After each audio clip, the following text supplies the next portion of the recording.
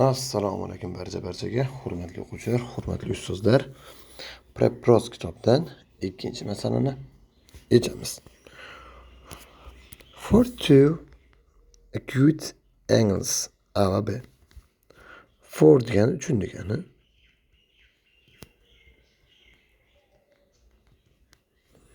Two acute angles. Two acute angles. Ikkita o'tkir burchaklar deyapti. Bu ikkita o'tkir burchaklar.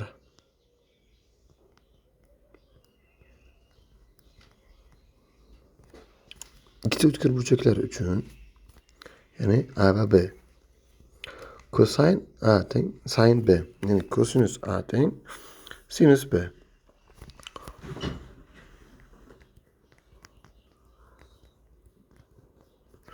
Demek biz bu yerdan bilishimiz mumkin ekanki A plus B nima bo'ladi? 90 gradus bo'ladi.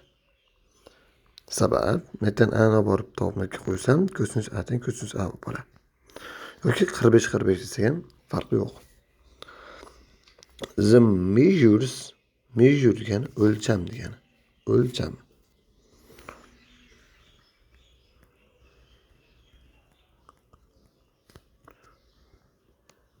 Yani o'lchamlar. O'lchamlar. In degree. Degree degani daraja degani, graduslar degani. Burchak va burchak B ning 3x plus 10 va 48 plus 3x. Demek burchak A nimaga teng ekan? 3x plus 10 ga teng ekan 13x. Burchak B-chi 48 plus 3x ga teng. Nega mos ravishda. Respectively degani mos ravishda. What is the value of x? X ning qiymati nimaga teng?